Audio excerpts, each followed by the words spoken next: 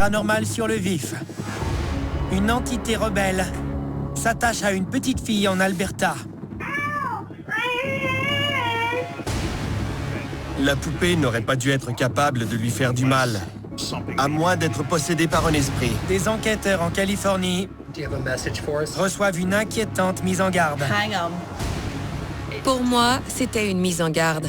On voulait nous inciter à quitter les lieux. Des visiteurs extraterrestres interrompent un entraînement de rugby à Beyrouth. Je n'aurais jamais cru en voir un jour. Un esprit élémentaire est-il apparu à un résident des Pays-Bas? Quand j'ai vu une de ces sphères pour la première fois, je me suis dit « Oh mon Dieu !» Je n'arrivais pas à y croire. Et d'autres images paranormales qu'il faudra voir pour y croire.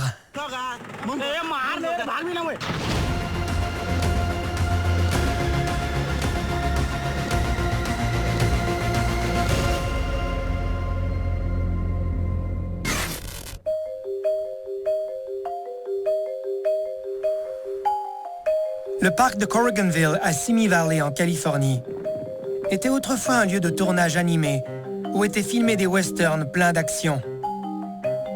Plus tard, le plateau de tournage est devenu un parc touristique attirant les cinéphiles. Le parc a été abandonné et détruit après une série d'incendies dans les années 1970. Depuis, on raconte qu'il s'y passe beaucoup d'activités paranormales. Et d'après les résidents, il a été le théâtre de plusieurs meurtres et suicides. Récemment, une résidente de la région a demandé l'aide d'enquêteurs du paranormal, dans l'espoir d'entrer en contact avec les esprits qui errent sur sa propriété. Mais il est possible que les esprits eux-mêmes aient réclamé la présence des enquêteurs.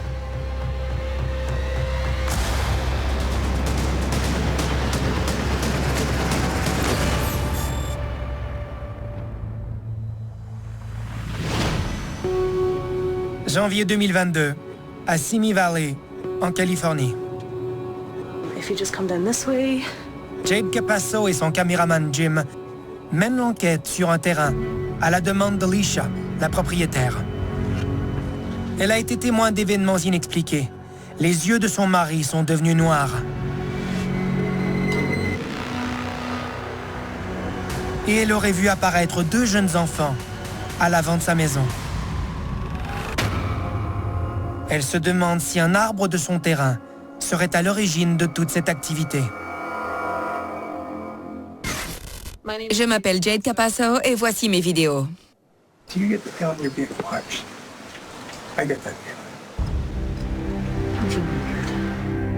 Dès le début, l'ambiance était étrange.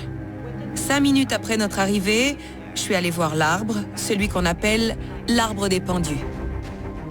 On l'appelle l'arbre des pendus, parce qu'on raconte que des femmes et des enfants y ont été pendus par des hors-la-loi, à l'époque de la ruée vers l'or.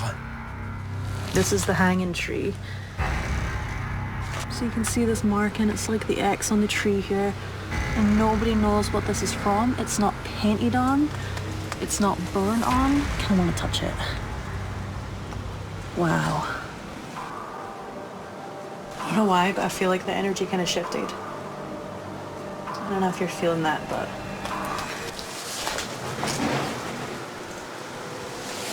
Did you hear that? It sounded like something fell over. J'ai touché l'arbre et au même moment, on a entendu quelque chose tomber de l'autre côté de la propriété.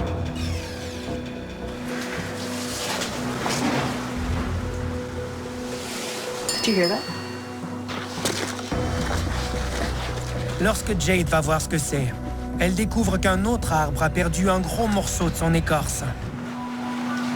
I'm just curious, was that always like that? I just filmed that tree. That bark wasn't like that. Okay, come on. Pour moi, c'était une mise en garde. On voulait nous inciter à quitter les lieux. I feel like that's a warning sign. Jade et Jim décident de rentrer chez eux et d'élaborer une nouvelle stratégie. I think we need to go back, research, have a game plan, come back. On avait prévu de revenir avec Michael, un médium. et d'apporter des réponses à la propriétaire des lieux. L'équipe revient une semaine plus tard avec Michael, dans l'espoir d'entrer en contact avec les esprits sur la propriété. Le médium est immédiatement attiré par l'arbre des pendus. There's something very negative in that particular tree that Yeah. more than one soul in that one tree, meaning they hanging or that kind of thing. Yeah. Do you understand what I mean? So Exactly what you... Okay. Are you kidding me? You... no, yeah, because I'm seeing like what what I call people fruit. Grâce à son don de clairvoyance, il est capable de voir les gens pendus à cet arbre.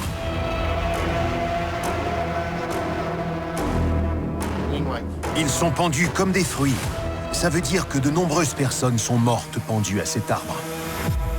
Those spirits dispersed into the property, so now you've got them kind of scattered all over. Parmi les esprits, Michael se concentre sur celui d'une jeune fille. I do think she's an E name, like an Emily or an Amelia, but I do think it's one of those old-fashioned names. L'arbre est au cœur des activités paranormales. Alors le groupe décide de réaliser une séance de privation sensorielle pour récolter des informations sur la jeune fille.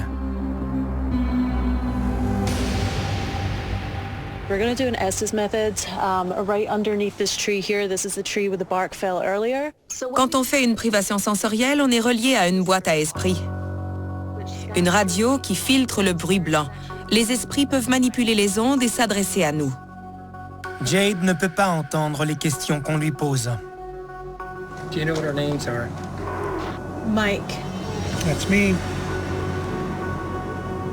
I see you. Oh, and then I heard like a little girl giggle. Do you have a message for us? Hang 'em. Hang 'em. Il semble que les esprits répondent aux questions. Les enquêteurs prononcent des mots à voix haute qui correspondent aux questions posées aux esprits. Are we talking to the little girl now? Child. If that's the child that we're speaking to right now, can you give us a possible name? Emma. Emma. That's my E. Okay. Emma. Oh my gosh.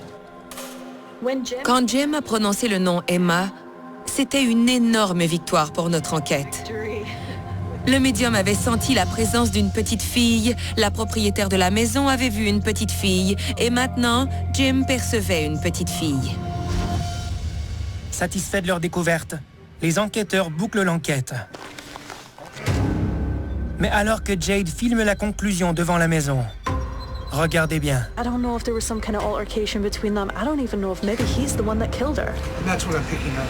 Yes, he feels responsible for her death. Avez-vous vu? Regardez encore.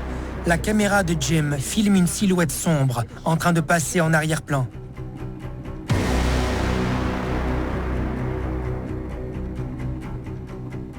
Je ne l'avais pas remarqué du tout.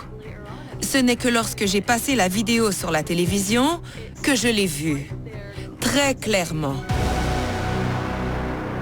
Les caméras sont des outils importants lors des enquêtes paranormales à cause de ce genre de moments. Parfois, on discute de l'enquête, du lieu hanté, et c'est à ce moment-là qu'on commence à établir une connexion avec l'énergie, à rassembler les pièces du casse-tête. Emma. That's my E. Okay. L'activité mentale de toutes les personnes impliquées amplifie l'énergie dans un espace donné et la nature de l'activité va se transformer. Elle ne se manifestera plus seulement de manière mentale ou vocale, elle adoptera une forme physique. Jade est convaincu que la forme qui est apparue est responsable de sa présence sur les lieux. Je suis absolument certaine qu'on a été conduit là-bas. Et que l'apparition qu'on a filmée ce soir-là voulait qu'on la filme. On est entré en contact avec quelques esprits, mais je sais qu'il y en a encore plus dans la région qui attendent qu'on raconte leur histoire. Jade souhaite faire tout ce qu'elle peut pour les aider. Je suis attirée par cet endroit, au point où j'envisage d'acheter une maison là-bas. Je ne sais pas comment l'expliquer. Il y a quelque chose de sinistre au parc de Corriganville, mais je crois aussi qu'il y a du bon. À venir, un esprit s'amuse-t-il avec une petite fille en Alberta.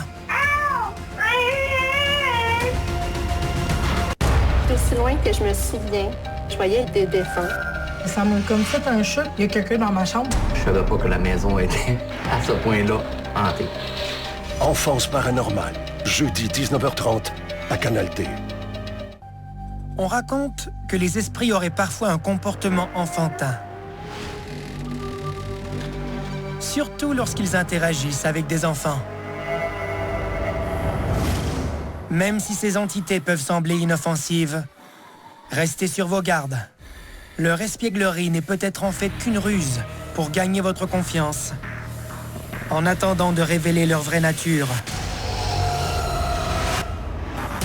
Voyez ce qui est arrivé à cette famille albertaine, qui aurait découvert un esprit jouant à un jeu dangereux avec leur petite fille.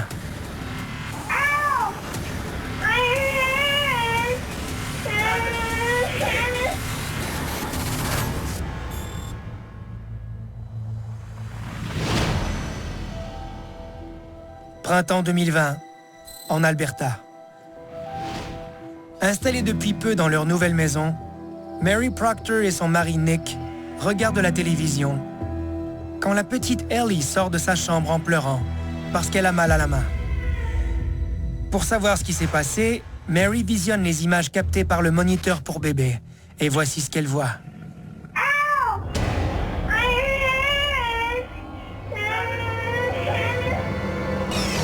Alors qu'Ellie joue avec sa poupée, elle réagit comme si quelque chose lui avait blessé la main. On dirait que la petite fille a été frappée ou mordue. De toute évidence, la poupée a fait quelque chose, parce que l'enfant s'est mis à pleurer. Ce qu'il y a d'encore plus perturbant, c'est ce qu'on voit derrière la poupée. Regardez bien. On voit apparaître un visage fantomatique avec 2 yeux vides qui semble regarder par-dessus l'épaule de la poupée. On distingue le visage. Il semble apparaître et prendre forme petit à petit. Au moment même où la petite fille se fait mal et qu'elle prend peur, comme si la poupée l'avait attaquée à cet instant précis. On ne sait pas de quoi il s'agit. Ce qui est sûr, c'est que la poupée n'aurait pas dû être capable de lui faire du mal, à moins d'être possédée par un esprit. Après l'incident, Mary et son conjoint surveillent de près la chambre de leur fille. Et le couple regarde régulièrement les images du moniteur. Bien entendu, quelques mois plus tard, un seau qui se trouvait dans un coffre à jouets roule sur le sol sans la moindre explication. Mais ce n'est pas tout. 1 mois après cet événement,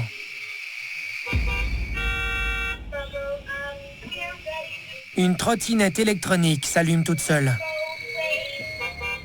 Si une porte s'ouvre ou qu'un objet se met à bouger, j'arrive parfois à trouver une explication. Mais quand un jouet électronique s'allume tout seul, je me dis qu'il s'est forcément produit quelque chose avec son circuit pour qu'il s'allume, qu'il parle ou qu'il se mette à bouger. Selon moi, c'est le phénomène le plus important de tout ce qui se passe dans cette chambre. Ensuite, c'est au tour de la lampe de poche sur l'étagère. Il y a une raison pour laquelle les enquêteurs du paranormal emportent des appareils électroniques pendant leurs enquêtes.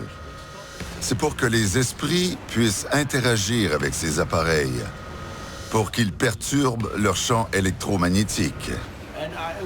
Selon moi, un jouet qui s'allume et fait du bruit n'est pas tellement différent. Il n'y a pas que les jouets. Il filme aussi des orbes flottant dans la chambre. On a vu plusieurs anomalies lumineuses, des orbes qui semblent sortir d'un objet qui vient de tomber. On les a également vus passer à travers un jouet qui s'est mis à bouger.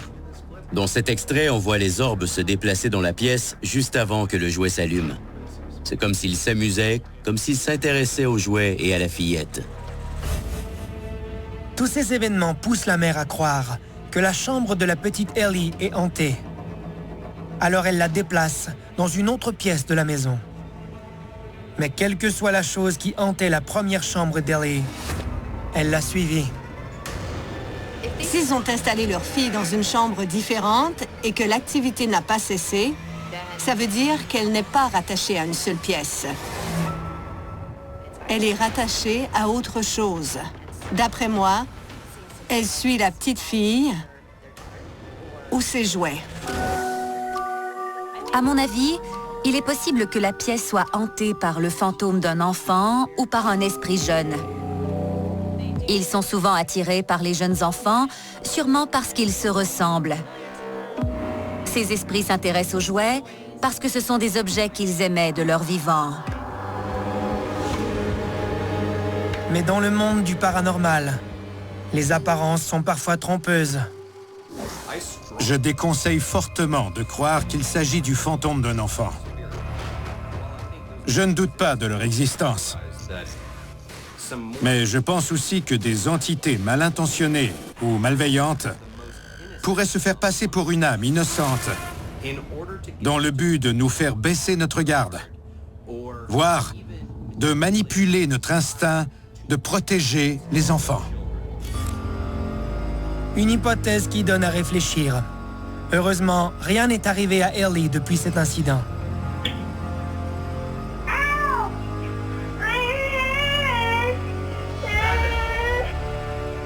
Mais la famille reste à l'affût de toute autre activité néfaste.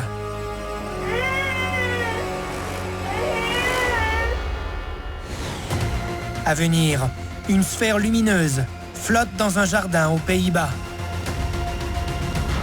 Les gars, ils adorent ça. Il y a du son, il y a de l'action. Une job simple peut devenir un casse-tête. C'est un peu ça la beauté de la chose. Ça va péter. Fermont, mardi 19h30 à Canal D. Certains phénomènes paranormaux, comme les esprits élémentaires, les feux follets et les fées, sont souvent considérés comme appartenant au conte populaire.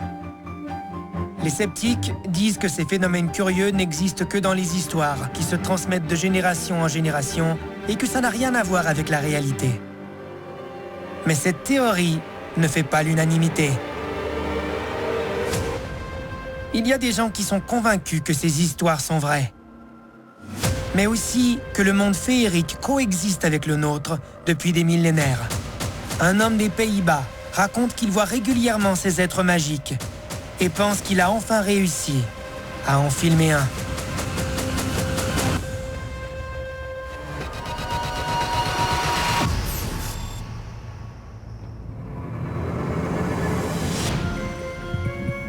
« 17 août 2017, dans le Brabant septentrional, aux Pays-Bas. Il est environ 19h et Robert Van den Broek remarque quelque chose dans le jardin de la maison de ses parents. Quelque chose qu'il avait hâte de filmer depuis des décennies.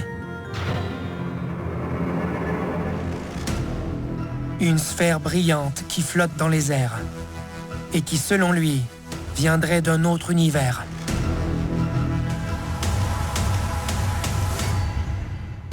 Je m'appelle Robert Van den Broek et j'ai filmé cette vidéo. Je l'ai reconnue tout de suite. Je me suis dit, je n'en crois pas mes yeux. C'est une véritable boule d'énergie. Elle avait la forme d'un ballon de football. Elle flottait gracieusement, avec délicatesse. Elle projette sa propre énergie. Elle émet sa propre lumière. Elle flotte. C'est un phénomène qui semble naturel et espiègle. J'ignore ce que c'est, mais elle n'a pas l'air de flotter dans la brise. On dirait que ses mouvements sont délibérés. Elle a l'air de contrôler sa propre trajectoire. Ce n'était pas un avion, ce n'était pas un ballon, ce n'était pas un drone. Elle est sortie de nulle part et a disparu comme par enchantement. C'est un phénomène que Robert et sa famille observent depuis près de 30 ans. Mes parents ont vu ces boules de lumière plusieurs fois. Mes sœurs aussi. Elles volent dans le jardin, autour des arbres. On a du mal à en croire nos yeux. Nous les observons depuis de nombreuses années. Même s'ils ont l'habitude de voir ces apparitions, Robert et sa famille n'ont toujours aucune idée de ce qu'elles sont. Quand j'ai vu une de ces sphères pour la première fois, je me suis dit « Oh mon Dieu !» Je n'arrivais pas à y croire. Est-ce que c'était un ovni? Qu'est-ce que c'était? C'était très particulier. Je pense que c'est électromagnétique, j'en suis certain. Et j'ai le sentiment que cette sphère a une conscience. S'agit-il d'un phénomène surnaturel? Ou bien serait-ce plutôt une créature d'origine extraterrestre? Dès que j'ai vu cette sphère, j'ai immédiatement pensé aux descriptions qu'on donne des fées dans le folklore traditionnel. On les décrit comme des petites créatures brillantes qui volent au-dessus des champs et qui apparaissent et disparaissent à leur guise. Une théorie tout à fait plausible aux yeux de Robert. Je crois que dans le passé, quand les gens vivaient dans la forêt et qu'ils étaient en communion avec la nature, ils voyaient aussi ce genre de sphère lumineuse.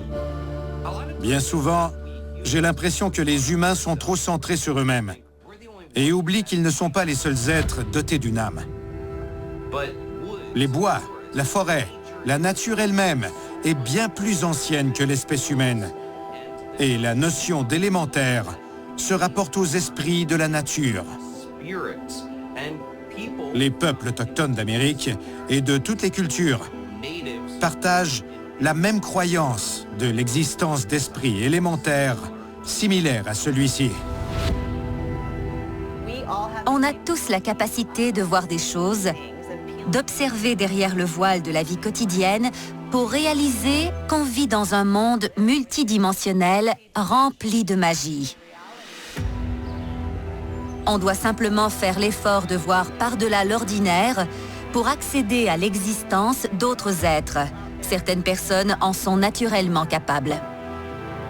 Peut-être que Robert est doté de cette capacité. Il reconnaît d'ailleurs la chance qu'il a de percevoir ce phénomène extraordinaire. Toute cette situation me laisse une impression positive. Ça appartient à la même catégorie que les esprits de la nature, que les dimensions parallèles et que les extraterrestres. On se croirait dans un conte de fées. Ça rend la vie plus intéressante.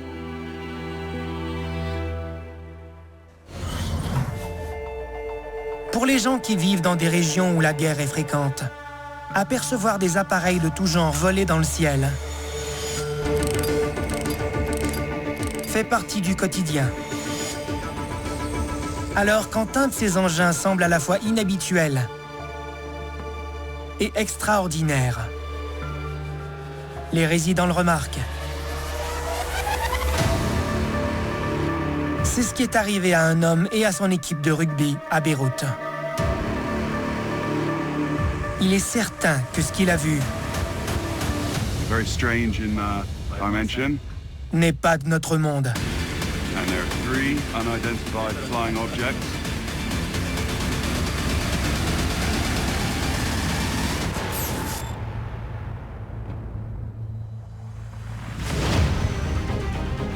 « 22 juillet 2015, à l'université américaine de Beyrouth, au Liban. Nadim Mounier est dehors à la fin d'un entraînement de rugby avec son équipe, quand il aperçoit quelque chose d'étrange dans le ciel. L'entraîneur de Nadim sort son téléphone et filme la scène. We're here at AUB Beirut, Lebanon, and there are 3 unidentified flying objects elevating ahead. Very strange in dimension. They look to be like floating ships. Je m'appelle Nadim et j'ai vu des ovnis à Beyrouth, au Liban.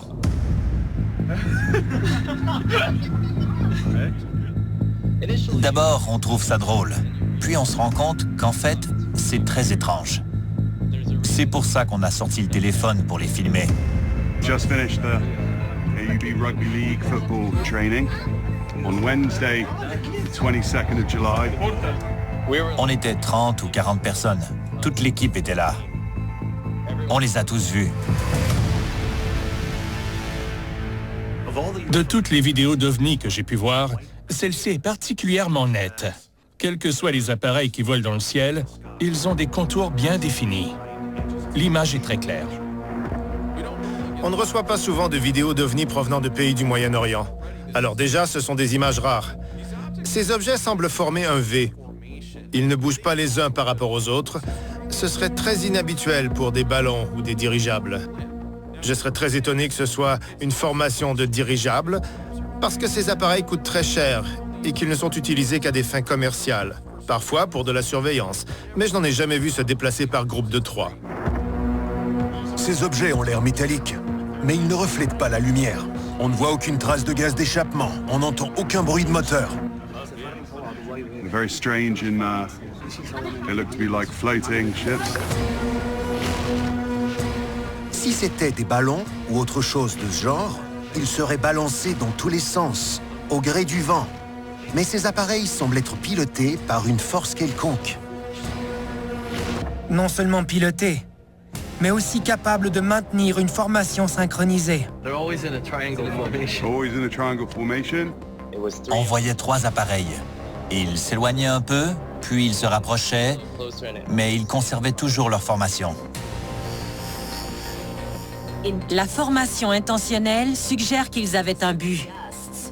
Ça veut dire qu'ils viennent d'une civilisation intelligente. Des objets perdus dans le ciel comme des ballons-sondes ne resteraient pas en formation. Ils ne maintiendraient pas la même distance les uns par rapport aux autres. On peut dire avec certitude que ce ne sont pas des avions, des hélicoptères ou des drones. Ce genre d'appareil ne pourrait pas conserver une telle formation sur une longue période. Ils ne produisent pas de bourdonnement agaçant, comme c'est le cas avec les drones. Et il y en a 3. On entendrait arriver un hélicoptère, même haut dans le ciel, même chose pour un petit drone. Et Nadim a l'habitude de voir ces différents appareils, surtout les drones. Il saurait les reconnaître. Je vis au Liban. Le pays est presque toujours en guerre. C'est une zone de conflit. On pourrait croire que ce sont des drones de surveillance. Mais je sais à quoi ça ressemble. Ils ne se déplacent jamais en formation triangulaire. Et ils font du bruit. Ils produisent un bourdonnement. C'est pour cette raison que Nadim pense qu'il s'agit de vaisseaux extraterrestres. J'en suis convaincu, parce que je n'avais jamais vu ça auparavant. J'ai toujours cru à l'existence des extraterrestres et des ovnis. Il y a trop d'informations sur le sujet. Il est difficile de ne pas y croire. Mais si ce sont des extraterrestres, pourquoi ici? Et pourquoi maintenant? Beyrouth a une histoire intéressante en matière d'ovnis. On entend souvent parler de guerres et de différents conflits qui ont lieu dans cette région. Les ovnis semblent apparaître comme s'ils observaient ce qui se passait en dessous. Les extraterrestres cherchent à intervenir dans des situations susceptibles de nuire à notre civilisation et à l'équilibre de notre planète. On constate une hausse des activités extraterrestres et des apparitions d'ovnis dans les zones de guerre et les zones de conflit. We're here at AUB, Beirut, Lebanon. Quelle que soit l'origine de ces appareils et la raison de leur présence, Nadim garde précieusement le souvenir de sa rencontre avec les visiteurs d'un autre monde. C'était une expérience surréelle de voir des ovnis dans le ciel. Je n'aurais jamais cru en voir un jour. C'était fascinant. C'était un peu inquiétant d'une certaine manière, mais c'était très impressionnant.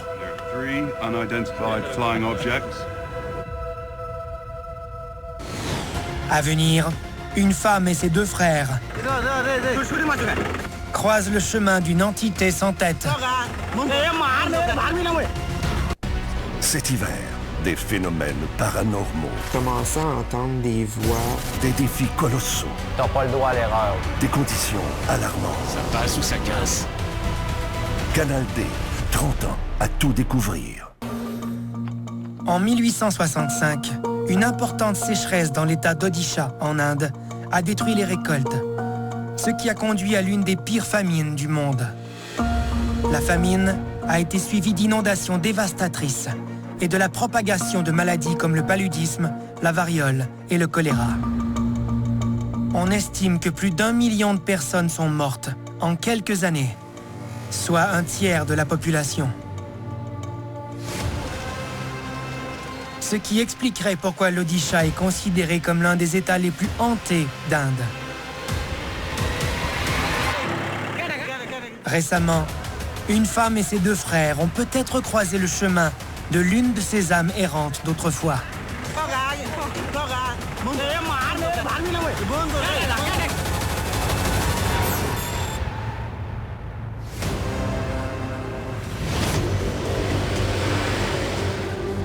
En 2021, dans l'Odisha, en Inde, Rokia Khatun et ses 2 frères conduisent leur tracteur jusque chez eux, après une journée de travail dans les champs. Ils remarquent soudain quelqu'un devant eux, sur la gauche de la route. Mais alors qu'ils se rapprochent, ils se rendent compte qu'il ne s'agit pas d'une personne. Ou du moins, pas d'une personne vivante. Car elle n'a pas de tête, ni de bras.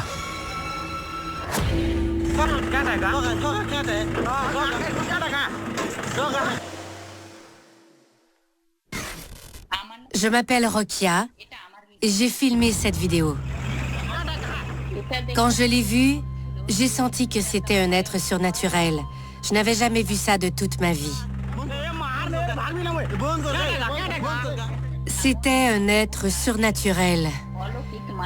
Une sorte de fantôme qui n'avait pas de tête.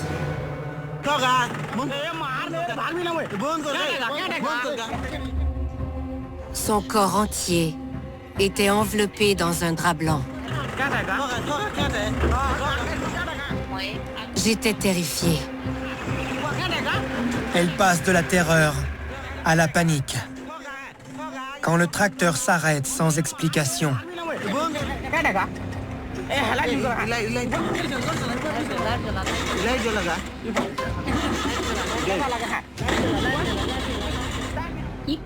Je ne savais pas quoi faire.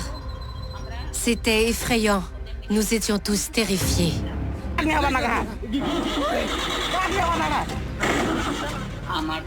J'ai senti que nous étions en danger.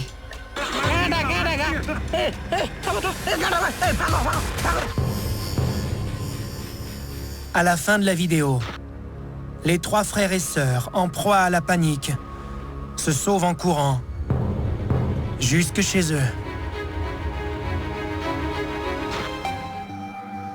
Alors, qu'ont vu Rokia et ses frères cette nuit-là, dans le champ? Ces images m'ont rendu anxieux. J'en revenais pas quand les lumières se sont éteintes. Le tracteur s'est arrêté et on avait l'impression que la silhouette se rapprochait. J'entendais la panique dans leur voix, même sans comprendre ce qu'ils disaient. On entendait qu'ils avaient peur.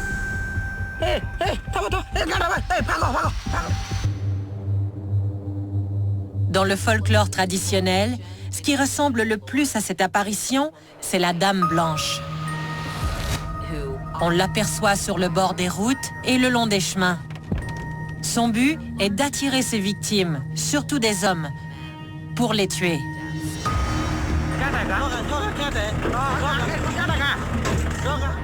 Mais à y regarder de plus près, la silhouette ne ressemble pas à la Dame Blanche. On ne voit qu'un tissu blanc, un drap. Il se tient droit, comme s'il était enroulé autour d'un corps humain, sauf qu'on ne voit aucun corps, juste le drap blanc. S'il s'agit d'un fantôme, pourquoi n'a-t-il pas de corps? On raconte de nombreuses histoires sur les fantômes qui n'ont pas de tête ou à qui il manque des membres. Parfois, on ne voit qu'un torse qui flotte. Ça me fait penser à l'histoire du cavalier sans tête de Sleepy Hollow, dans l'État de New York.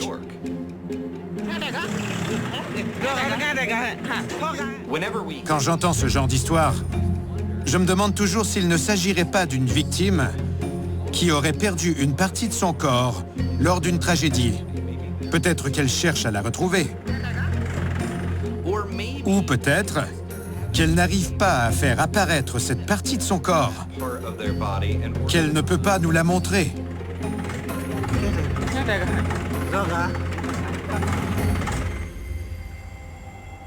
Cela expliquerait pourquoi le tracteur s'est arrêté.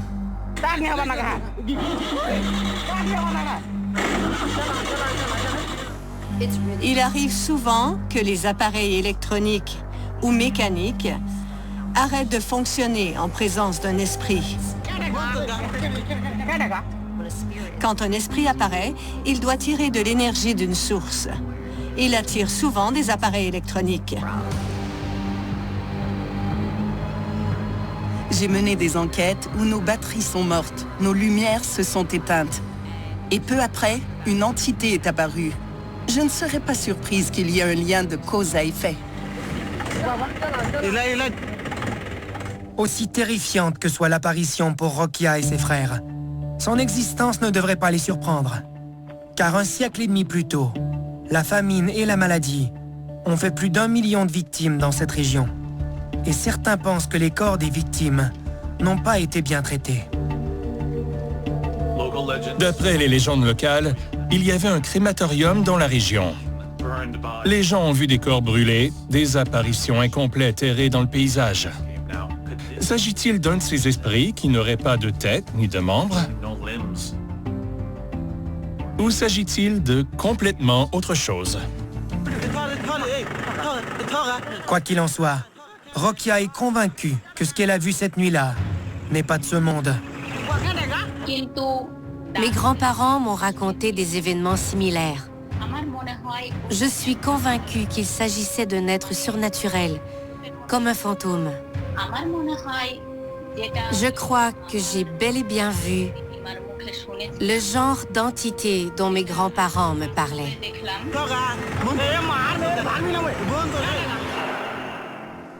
À venir, une tendance des médias sociaux prend une tournure terrifiante. C'est parti! C'est au capitaine de dire à des hommes de sortir sur le pont et d'y risquer leur vie. Accrochez-vous! Je commets peut-être une terrible erreur. Péril en haute mer. Mardi 22h, à Canal D. Beaucoup de gens pensent que les esprits peuvent posséder les vivants.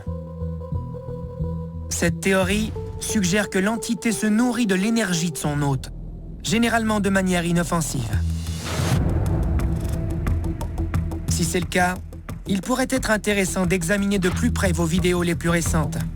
Car si vous vous retrouvez dans la même situation que cette jeune femme de l'Arkansas, vous pourriez voir apparaître un fantôme.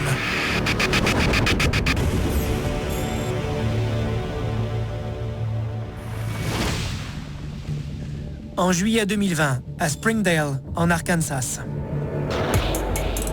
une jeune femme du nom de Lisha Nguyen est seule à la maison et se sert du miroir de la salle de bain pour filmer une vidéo pour les médias sociaux.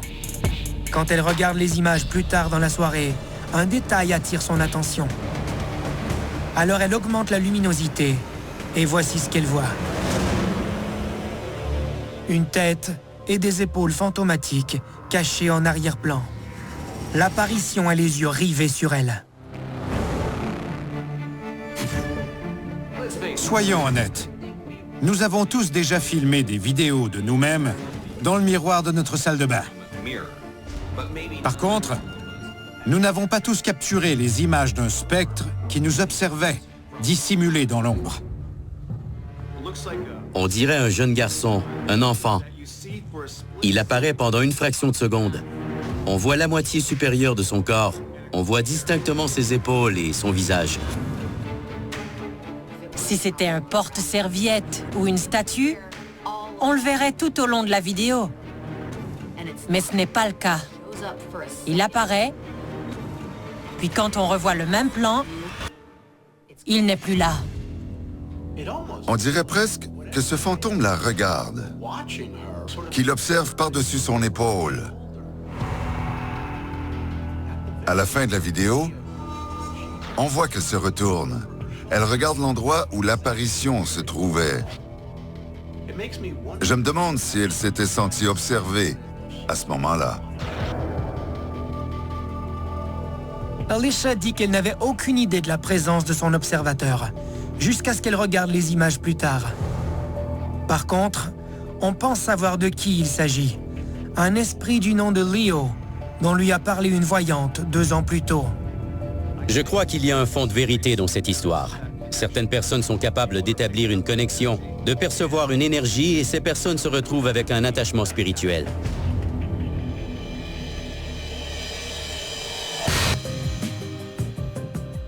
Je crois qu'on a tous un esprit attaché à nous.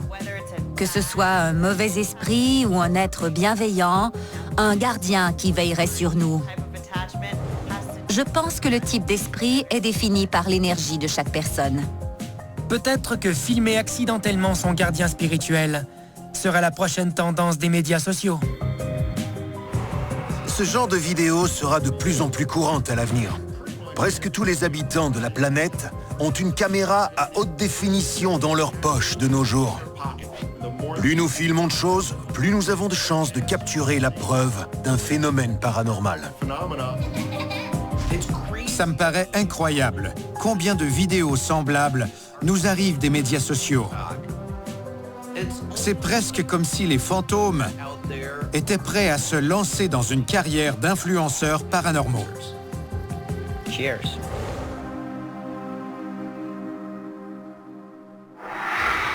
Que faire si vous êtes témoin de phénomènes paranormaux? Voici quelques conseils pour les filmer. D'abord, vérifiez que vos images ont quelque chose d'anormal.